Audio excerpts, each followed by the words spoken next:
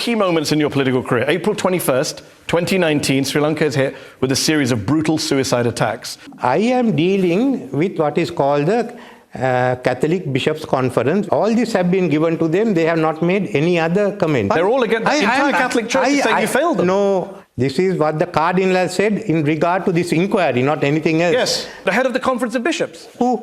Bishop Harold Anthony Pereira. Yes, so? He says he wants an independent inquiry, and he supports Cardinal Malcolm Runjit, the head of the church, who says that you did not take requests seriously for an independent investigation, and what you commissioned, he says, quote, he told Al Jazeera, it's not worth even the paper it's written on, the commissions you did. This is the Catholic Church in your country. Damning stuff. Can I tell you, Bishop Harold has been speaking to me all the time. If he has said this, I know that. We know the politics of the Catholic Church. The politics of the Catholic Church. They lost hundreds of people in suicide attacks, and you're obsessed with it. We know that. It's a question. Is everything a game to you? Sorry, you're going off your head at this rate. I appointed a committee which no one... And quote, the committee was not worth the paper it was written on. That's the head of the Catholic Church of your country. You know, all nonsense he's talking of. Justice Imran. The head of the Catholic Church is talking nonsense. Yes. I just want to be clear.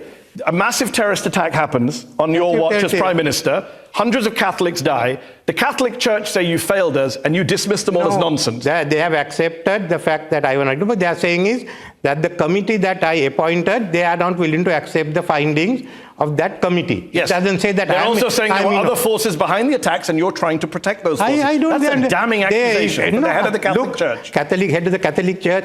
I am not a Catholic to begin with. And I go with the majority of the people in the country. 53% of Sri Lankans say they believe local politicians were involved in the attacks. I appointed a committee at the request of Parliament. No one in Parliament has objected. It's up for the Parliament to decide whether they accept the report or not. Okay. It's not for the Cardinal. It's not for the Parliament to decide. Not for the victims of the terrorist attack.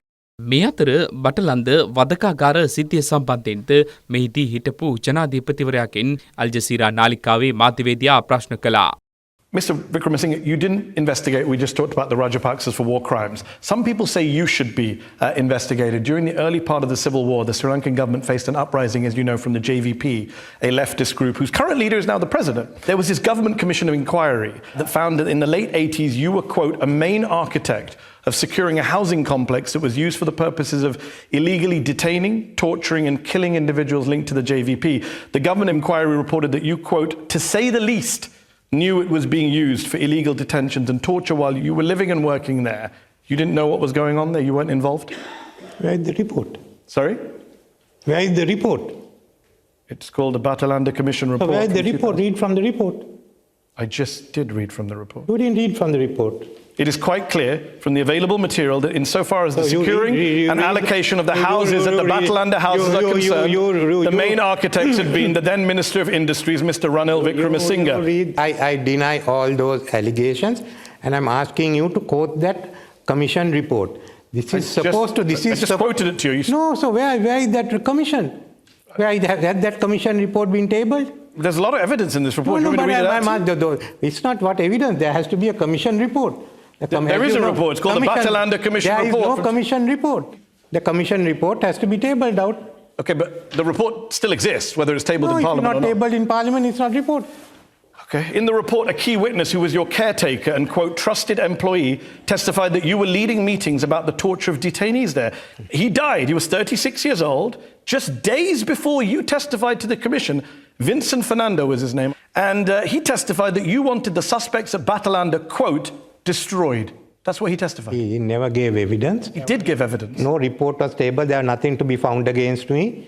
That was an army camp that was established in a former housing scheme. Any case, that was not tabled in Parliament. There was nothing to be found against me. Vincent stated that what he understood under the circumstances was that Mr. Wickremesinghe wanted the suspects destroyed. Then asked if the incident was displayed by... I was not in the government. I was in the opposition. I've been in the opposition for 10 years. Look, there was no report. So you're quoting if there's a report. You were the Minister of Industry. Look, but I'm telling you, there's no report. I do have a report, but I've just literally read from it. There's no report. Let's bring in Francis Harrison, former BBC correspondent. Francis, what do you make of what you're hearing about Batalanda? What is the lack of accountability from Batalanda, the civil war? What does it mean in your view?